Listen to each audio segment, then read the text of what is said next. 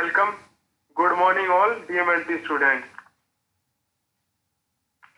आज हम किसके ऊपर डिस्कस करेंगे? Today's lecture on Krebs cycle pathway, यानी क्रेब्स साइकिल पाथवे के ऊपर अपन डिस्कस करेंगे कि उसके अंदर कौन सी रिएक्शन होती है, कौन सी जो रिएक्शन चलती रहती है उसमें कितने एनर्जी के मॉलिक्यूल जनरेट होते हैं, ठीक है, और कितने मॉलिक्यूल एटीपी के यूज होते हैं, कार्बन डाइऑक्साइड कौन सी स्टेज में निकलती है, वो सारा डिस्कशन आज के लेक्चर में करेंगे।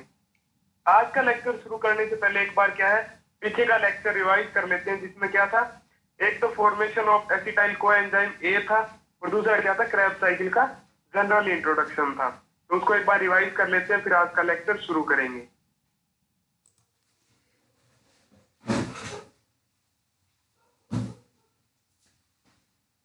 तो पीछे के लेक्चर में आपने क्या देखा था, formation of acetyl coenzyme A, यानी एसिटाइल कोएंजाइम ए का फॉर्मेशन, वो बनता क्या है। तो आपने देखा था इससे पीछे के लेक्चर में कि ग्लाइकोलाइसिस के अंदर ग्लूकोज के मॉलिक्यूल से क्या बनता है, पाइरुवेट या पाइरुविक एसिड। और पाइरुविक एसिड डायरेक्ट क्या है, साइटोप्लाज्म से माइटोकॉन्ड्रिया के अंदर जा नहीं सकता, इंटरलीव नहीं कर सकता, इसलिए वो किसमें कन्वर्ट करते हैं उसको, एसिटाइल कोएंजाइम ए में, जो कितने कार्बन का कंपाउंड है, 2 कार्बन का, और पाइरुविक एसिड 3 कार्बन का कंपाउंड है, यानी 1 कार्बन का कंपाउंड यहाँ पे क्या होता है, रिलीज होता है। तो formation of acetyl coenzyme A में क्या होता है कि सबसे पहले तो आप देखिए ग्लूकोज से क्या बनता है, पाइरुविक एसिड, यानी जो कौन सी रिएक्शन है, ग्लाइकोलाइसिस, और फिर पाइरुविक एसिड किस में कन्वर्ट होता है, एसिटाइल कोएंजाइम ए में। और इसके लिए एंजाइम कौन सा काम आता है, पाइरुवेट डिहाइड्रोजिनेज एंजाइम काम में आता है।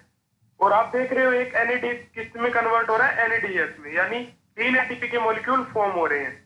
और आपने पाइरुविक एसिड के मॉलिक्यूल बनाए थे 2 ग्लाइकोलाइसिस में, तो 2 ग्लाइकोलाइसिस एसिटाइल कोएंजाइम ए में कन्वर्ट होंगे, 1 से बने 3 एटीपी, तो 2 से कितने टोटल एटीपी बन गए, 6 एटीपी बन गए। Next, during transitional step between glycolysis and Krebs cycle the pyruvic acid is prepared to enter the cycle. यानी क्या है कि ट्रांजिशियल जो स्टेप है, यानी साइटोप्लाज्म से माइटोकॉन्ड्रिया के अंदर जाना, step between glycolysis and Krebs cycle, यानी क्रेब्स साइकिल और ग्लाइकोलाइसिस के बीच में जो स्टेप है उसमें क्या होता है, the pyruvic acid is prepared to enter the cycle, यानी पाइरुविक एसिड क्या है, तैयार होता है क्रेब्स साइकिल में एंटर होने के लिए। Next, the enzyme pyruvate dehydrogenase convert the pyruvic acid into acetyl coenzyme A and by removing A molecule of carbon dioxide. यानी क्या है, एक एंजाइम पाइरुवेट डिहाइड्रोजिनेज क्या है, पाइरुविक एसिड को किस में कन्वर्ट करता है, एसिटाइल कोएंजाइम में कन्वर्ट करता है। और करता किस तरीके से, उसके अंदर से पाइरुविक एसिड के अंदर से एक कार्बन का मॉलिक्यूल, कार्बन डाइऑक्साइड का मॉलिक्यूल बाहर निकाल के। Next, the loss of a one molecule carbon dioxide is known as decarboxylation, यानी एक कार्बन परमाणु के बाहर निकलने की जो प्रोसीजर है उसको क्या बोलते हैं अपन, decarboxylation. Next, in this step 6 molecule of ATP is formed, और इस स्टेप में यानी पाइरुविक एसिड के एसिटाइल कोएंजाइम ए में कन्वर्ट होने से कितने एटीपी के मॉलिक्यूल जनरेट होते हैं, टोटल 6 के। आपने पीछे के रिएक्शन में देखा था, एक पाइरुविक एसिटाइल कोएंजाइम ए में कन्वर्ट होता है, 3 एटीपी जनरेट होते हैं। टोटल पाइरुविक एसिड के कितने मॉलिक्यूल है, 2 मॉलिक्यूल एसिटाइल कोएंजाइम ए में कन्वर्ट होंगे, तो टोटल कितने एटीपी जनरेट होगी, 6। Next, acetyl coenzyme A it enter in the mitochondria, और एसिटाइल कोएंजाइम में फिर किसमें एंटर कर जाता है, किसमें एंट्री ले लेता है, माइटोकॉन्ड्रिया के अंदर। नेक्स्ट क्या है, क्रेब्स साइकिल। क्रेब्स साइकिल और दूसरा नाम क्या है इसका, देखिए, द सिट्रिक एसिड साइकिल, यानी CAC, also known as the TCA। और सिट्रिक एसिड साइकिल को और क्या बोलते हैं अपन, ट्राई कार्बोक्सिलिक एसिड साइकिल, यानी क्रेब्स साइकिल में क्या है, तीनों कार्बोक्सिलिक एसिड प्रेजेंट रहते हैं, एंड क्रेब्स साइकिल। तो क्रेब्स साइकिल के 3 नाम है टोटल, एक तो सिट्रिक एसिड साइकिल, एक TCA साइकिल और Krebs cycle. Next, it's discover by Krebs scientist, that's for its name is Krebs cycle, यानी ये किसके द्वारा खोज की गई थी, क्रेब्स नाम के साइंटिस्ट द्वारा इसकी खोज की गई थी, इसीलिए इसका नाम क्या रख दिया, क्रेब्स साइकिल रख दिया। नेक्स्ट, फॉर्म्ड फर्स्ट कंपाउंड या first formed compound in citric acid, that's for the it's name is citric acid cycle, यानी क्रेब्स साइकिल में पहला जो बनने वाला कंपाउंड है वो कौन सा है, सिट्रिक एसिड एसिटाइल कोएंजाइम में और ऑक्सैलो एसिटिक एसिड किसमें कन्वर्ट होते हैं? सिट्रिक एसिड में। इसीलिए इस साइकिल का नाम क्या रख दिया? सिट्रिक एसिड साइकिल रख दिया। Next, in the Krebs cycle, 3 form of carboxylic acid, citric acid, cis-aconitic acid और isocitric acid is present that for its name TCA cycle यानी ट्राई कार्बोक्सिलिक एसिड साइकिल। तो Krebs साइकिल में क्या है? तीनों carboxylic acid present रहते हैं। तीनों के नाम क्या क्या है? एक तो सिट्रिक एसिड है, एक cis-aconic एसिड है और एक क्या है? आइसोसिट्रिक एसिड प्रेजेंट है। इसलिए इसका नाम क्या रख दिया? तीनों Krebs कार्बोक्सिलिक एसिड प्रेजेंट है, इसलिए try carboxylic acid cycle. Next, in eukaryotic cells, the citric acid cycle occur in the matrix of mitochondria। यानी यूकैरियोटिक के अंदर, यानी यूकैरियोट में जिनमें मैच्योर सेल्स प्रेजेंट रहती हैं, यानी सेल फुल्ली क्या है? डेवलपमेंट है, जिनमें न्यूक्लियस वगैरह सारी चीजें सेलुलर ऑर्गन प्रेजेंट रहते हैं, वो क्या होते हैं? यूकैरियोट्स। और बैक्टीरिया वायरस क्या होते हैं? प्रोकैरियोट्स, जिनमें सेल्स क्या पूरे तरीके से डेवलप नहीं है। तो अपन सबसे पहले किसकी बात करते हैं? यूकैरियोट की। In eukaryotic cells, the citric acid cycle occur in the matrix of mitochondria। यानी यूकैरियोटिक में सिट्रिक एसिड साइकिल किसमें चलती है? माइटोकॉन्ड्रिया के मैट्रिक्स में चलती है। Next, in prokaryotic cells such as bacteria with lack of mitochondria, the citric acid cycle reaction sequence is performed in the cytoplasm। यानी प्रोकैरियोट्स में जैसे बैक्टीरिया या फिर अदर कोई फंजाई या पैरासाइट हो गया, जिसमें क्या है? जो सेलुलर ऑर्गन है उनकी कमी है या माइटोकॉन्ड्रिया एब्सेंट है, the citric acid cycle reaction sequence is performed in the cytoplasm. उनमें सिट्रिक एसिड जो साइकिल है वो किसमें परफॉर्म होता है, यानी किसमें चलता है? साइटोसोल में या साइटोप्लाज्म में। Next, TCA is a series of chemical reaction used by all aerobic organisms to release stored energy through the oxidation of acetyl coenzyme। यानी क्या है? ट्राई कार्बोक्सिलिक एसिड साइकिल क्या है? ये केमिकल रिएक्शंस की सीरीज है जो सभी एरोबिक ऑक्सीजन और एरोबिक जितने भी ऑर्गेनिज्म है, यानी जो ऑक्सीजन को टॉक्सिन के रूप में काम में लेते हैं, उन सारे ऑर्गेनिज्म में एनर्जी को, स्टोर्ड एनर्जी को रिलीज करने के लिए इसका काम में लिया जाता है। और ये करती क्या है? ऑक्सीडेशन ऑफ बीटा या ऑक्सीडेशन ऑफ एसिटाइल कोएंजाइम। यानी टीसीए में किसका ऑक्सीडेशन होता है? एसिटाइल कोएंजाइम का ऑक्सीडेशन होता है, derived from carbohydrate, fat and protein. और एसिटाइल कोएंजाइम में किससे डिराइव्ड हुआ है, किससे प्राप्त हुआ है अपने को? कार्बोहाइड्रेट से। कार्बोहाइड्रेट से तो आपने देखा ग्लाइकोलाइसिस से प्राप्त होता है एसिटाइल कोएंजाइम, फैट से बीटा ऑक्सीडेशन से, और प्रोटीन से डीएमिनेशन से into adenosine triphosphate and carbon dioxide. और Krebs साइकिल में क्या है? एसिटाइल कोएंजाइम को किसमें कन्वर्ट करते हैं? एक तो एनर्जी मॉलिक्यूल्स में एटीपी में, और क्या है? क्या रिलीज होती है? Carbon dioxide. Next, the citric acid cycle is a key metabolic pathway that connects carbohydrate, fat and protein metabolism। Citric acid cycle है वो क्या है? एक मेटाबॉलिक पाथवे जो किसको कनेक्ट करता है? कि कार्बोहाइड्रेट, फैट एंड प्रोटीन के मेटाबॉलिज्म को। क्योंकि आपको पता है एसिटाइल कोएंजाइम ए जो प्रोडक्ट है वो तीनों ही साइकिल से फॉर्म होता है। वो कार्बोहाइड्रेट से भी बनता है, वो फैट से भी बनता है और वो प्रोटीन से भी बनता है। मतलब Krebs साइकिल तीनों कंपाउंड के डाइजेशन में सिमिलर चलती है। वो कार्बोहाइड्रेट के डाइजेशन में भी चलती है, फैट के डाइजेशन में भी चलती है और प्रोटीन के डाइजेशन में भी चलती है। इसीलिए क्या बोलते हैं इसको? की metabolic pathway. Next, TCA is biochemical pathway that break down acetyl coenzyme producing CO2 यानी carbon dioxide and ATP and hydrogen atoms. क्या है? ट्राई कार्बोक्सिलिक एसिड साइकिल क्या है? पाथवे है, बायोकेमिकल पाथवे है, जिसमें क्या है? एसिटाइल कोएंजाइम का ब्रेक डाउन होता है। और उसके ब्रेक डाउन से कौन सी चीजें बनती है? एक तो कार्बन डाइऑक्साइड बनती है, एक एटीपी के मॉलिक्यूल्स बनते हैं यानी एडिनोसिन ट्राइफॉस्फेट जो एनर्जी के मॉलिक्यूल है, और क्या रिलीज होते हैं? Hydrogen atom.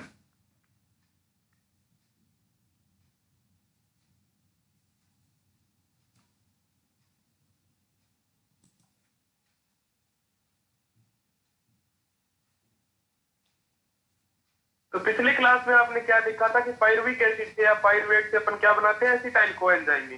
और आज क्या है? अपन Krebs साइकिल में किसको काम मिलेंगे? एसिटाइल कोएंजाइम को काम मिलेंगे। तो माइटोकॉन्ड्रिया के अंदर एसिटाइल कोएंजाइम के अंदर कितने कार्बन के एटम्स हैं? 2। और फिर दूसरा कंपाउंड क्या बनता है, सबसे पहले देखिए रिएक्शन में पाइरुवेट किस में कन्वर्ट होता है, एसिटाइल कोएंजाइम ए में, पाइरुवेट डिहाइड्रोजिनेज एंजाइम से एक NADH का मॉलिक्यूल बनता है यहाँ पे। फिर क्रेब्स साइकिल में क्या होता है कि जो एसिटाइल कोएंजाइम अपन ने क्या है ट्रांजिशियल रिएक्शन में बनाया था, वो किसके साथ मिलके, ऑक्सैलो एसिटिक एसिड के साथ मिलके। तो एसिटाइल कोएंजाइम में टोटल कितने कार्बन है, 2 कार्बन के एटम्स है, और ऑक्सैलो एसिटिक एसिड में या ऑक्सैलो एसीटेट में कितने कार्बन है, 4 कार्बन के एटम है। दोनों मिलके क्या बनाते हैं, फर्स्ट फॉर्म्ड कंपाउंड बनाते हैं, यानी सिट्रेट बनाते हैं, सिट्रिक एसिड बनाते हैं। तो इसके लिए ऑक्सैलो एसिटिक एसिड प्लस में एसिटाइल कोएंजाइम सिट्रेट में जब कन्वर्ट होता है, तो इसके लिए कौन सा एंजाइम काम में आता है, सिट्रेट सिंथेज एंजाइम काम में आता है। और जो सिट्रेट है यानी सिट्रिक एसिड है, वो कितने कार्बन का आइटम है, टोटल 6 कार्बन प्रेजेंट है उसमें। फिर क्या है कि सिट्रिक एसिड किस में कन्वर्ट हो जाता है, एकोनिटेट में, यानी सिस एकोनिटिक एसिड में। एंजाइम कौन सा काम में आता है अपने यहाँ पे, एकोनिटेज एंजाइम काम में आता है। फिर देखिए सिस एकोनिटिक जो है यानी सिस एकोनिटेट है या सिस एकोनिटिक एसिड है, वो किस में कन्वर्ट होता है नेक्स्ट, डी आइसोसिट्रेट में या डी आइसोसिट्रिक एसिड में। एंजाइम कौन सा काम में आता है, एकोनिटेज एंजाइम काम में आता है। ऊपर की रिएक्शन में क्या है, वाटर का मॉलिक्यूल बाहर निकला था, यहाँ पे क्या हो गया, वापस अटैच हो गया। एंजाइम कौन सा काम है, सिस एकोनिटेट किस में कन्वर्ट हुआ, आइसोसिट्रेट में या आइसोसिट्रिक एसिड में। एंजाइम काम में है एकोनिटेज। फिर देखिए डी आइसोसिट्रिक या डी आइसोसिट्रेट किसमें कन्वर्ट होता है, अल्फा कीटो ग्लूट्रेट में। किसमें कन्वर्ट होता है, अल्फा कीटो ग्लूट्रेट में। एंजाइम कौन सा काम में आता है, आइसोसिट्रेट डिहाइड्रोजिनेज, यानी आइसोसिट्रेट डिहाइड्रोजिनेज, यानी हाइड्रोजन के मॉलिक्यूल्स क्या है, बाहर निकलते हैं। तो एक NAD किस में कन्वर्ट हो जाता है, NADH2 में, यानी 3 ATP यहाँ पे जनरेट होते हैं और एक कार्बन का मॉलिक्यूल क्या है, बाहर निकल जाता है। तो सिट्रेट से यानी सिट्रिक एसिड से आइसोसिट्रेट तक टोटल कार्बन के एटम्स कितने प्रेजेंट है सभी कंपाउंड में, 6। लेकिन अल्फा कीटो ग्लूट्रेट में कितने कार्बन के एटम बच गए, 5 एटम बच गए, क्योंकि एक एटम क्या है, कार्बन डाइऑक्साइड का बाहर निकल गया। कौन सी रिएक्शन में, जब डी आइसोसिट्रेट किसमें कन्वर्ट होता है, अल्फा कीटो ग्लूट्रेट में। तो क्या है, एक NADH2 फॉर्म होता है, कार्बन डाइऑक्साइड का मॉलिक्यूल बाहर निकलता है। कौन से एंजाइम की प्रेजेंस में, आइसोसिट्रेट डिहाइड्रोजिनेज एंजाइम की प्रेजेंस में।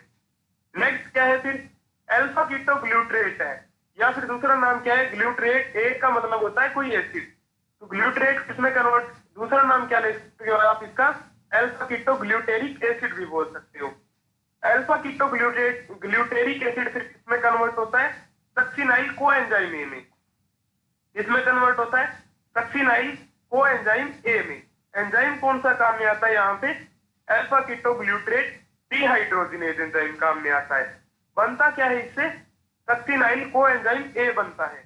और एक कार्बन का मॉलिक्यूल यहाँ पे भी क्या हो, कार्बन डाइऑक्साइड का मॉलिक्यूल बाहर निकल गया। तो अल्फा कीटो ग्लूट्रेट में कितने एटम थे कार्बन के, 5 एटम, जबकि सक्सिनाइल कोएंजाइम में कितने एटम्स बच जाते हैं कार्बन के, 4 एटम बच जाते हैं। फिर सक्सिनाइल कोएंजाइम में किसमें कन्वर्ट होता है, सक्सिनेट में कन्वर्ट होता है या फिर सक्सिनेज में कन्वर्ट होता है। एंजाइम कौन सा काम में आता है यहाँ पे, सक्सिनाइल कोएंजाइम में सिंथेटेज।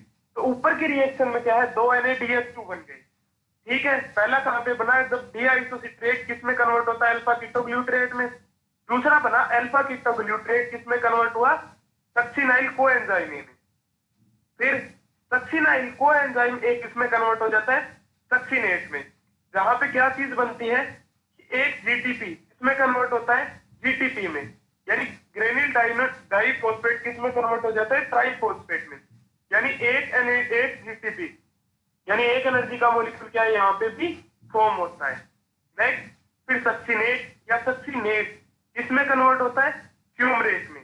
एंजाइम काम में कौन सा आता है, सक्सिनिक डिहाइड्रोजिनेज, यानी H2O का मॉलिक्यूल बाहर निकलता है। फिर फ्यूमरेट किसमें कन्वर्ट होता है, फ्यूमरेट का दूसरा नाम होता है फ्यूमेरिक एसिड। इस रिएक्शन में जितने भी चल रहे हैं जो काम में आ रहे हैं क्रेब्स साइकिल में, वो सारे के सारे क्या एक तरीके से एसिड है। फ्यूमरेट फिर किसमें कन्वर्ट होता है, मेलेट में। एंजाइम कौन सा काम में आता है, फ्यूमरेट। और फिर फ्यूमेलेट किसमें कन्वर्ट हो जाता है वापिस, ऑक्सैलो एसीटेट में। एंजाइम कौन सा काम में आता है, मेलेट डिहाइड्रोजिनेज, यानी एक NaDH2 का मॉलिक्यूल यहाँ पे भी जनरेट होता है। और शुरू में जब अपन ने रिएक्शन शुरू की थी तो उसके अंदर कौन सा एंजाइम कंपाउंड काम में आया था? ऑक्सैलो एसीटेट, जिसके अंदर 4 कार्बन कंपाउंड प्रेजेंट थे। और लास्ट में भी क्या बनता है क्रेब्स साइकिल से? ऑक्सैलो एसीटेट, जिसके अंदर कितने कंपाउंड है? 4 कार्बन के एटम है। सिमिलर रिएक्शन है। तो यहाँ पे देखिए कितने एटीपी के मॉलिक्यूल जनरेट हुए, मतलब 3 NaDH2 बने। पहला तो कब बना कि जब डी आइसोसिट्रेट किस में कन्वर्ट हुआ? अल्फा कीटोग्लूट्रेट में कन्वर्ट हुआ।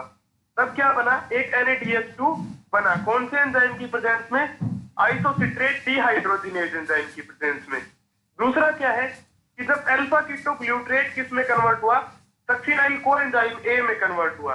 तब भी क्या बना? एक NaDH2 बना। 2 NaDH2 यहाँ पे कन्वर्ट हुए। एंजाइम कौन सा काम में है? Alpha ketoglutarate dehydrogenase. तीसरा NaDH2 कब बना?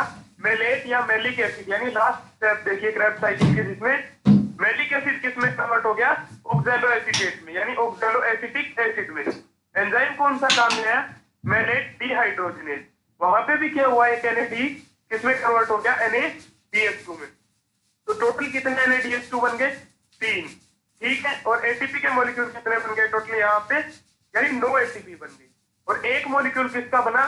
GTP का, यानी सक्सिनाइल कोएंजाइम में किसमें कन्वर्ट हुआ? सक्सिनेट में। जो कितने एटीपी बन गए इसमें? 2 एटीपी।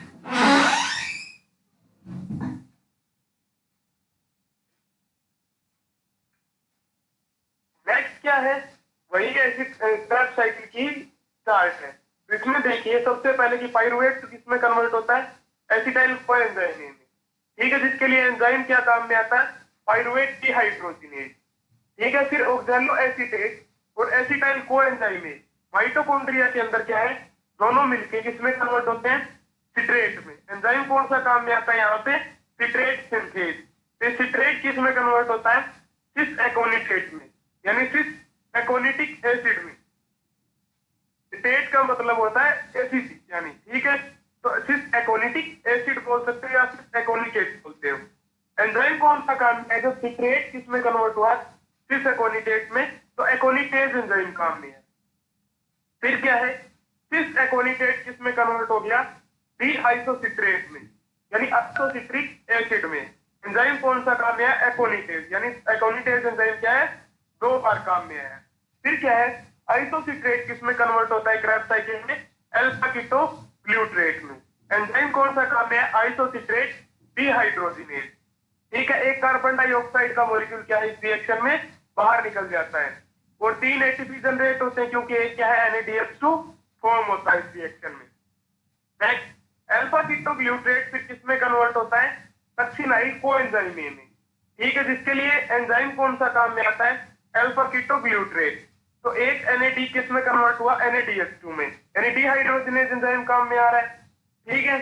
फिर क्या है? सक्सिनाइल कोएंजाइम में आगे किस में कन्वर्ट होता है? सक्सिनेट में या सक्सिनिक एसिड में।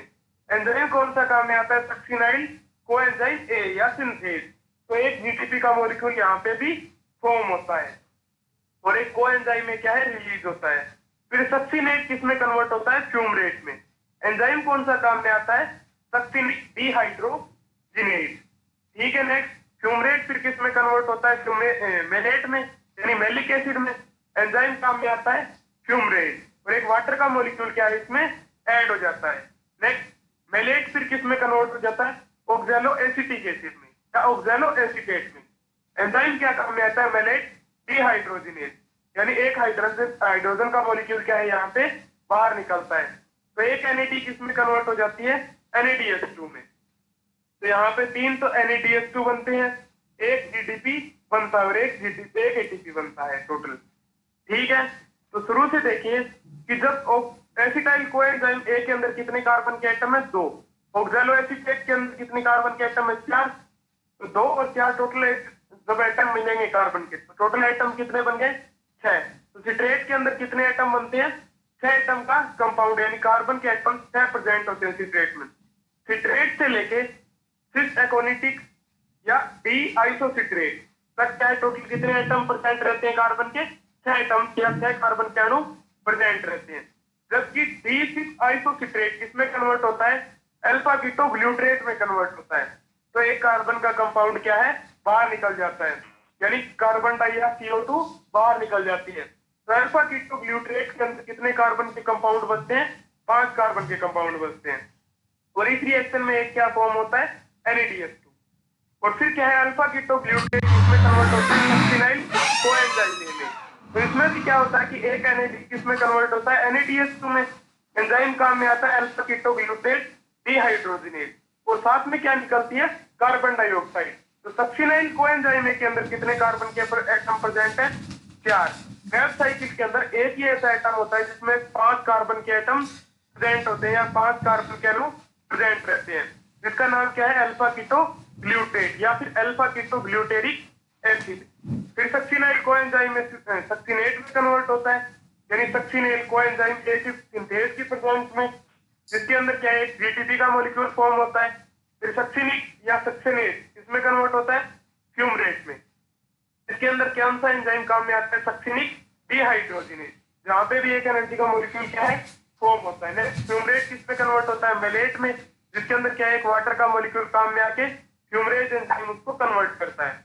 और मेलेट किस में कन्वर्ट होता है, ऑक्सैलो एसिटिक एसिड में या ऑक्सैलो एसीटेट में, यानी दो ऑक्सैलो एसीटेट एसिड, जिसके अंदर 4 कार्बन के कंपाउंड थे, जो शुरू में अपने क्रेब्स साइकिल में काम आया था।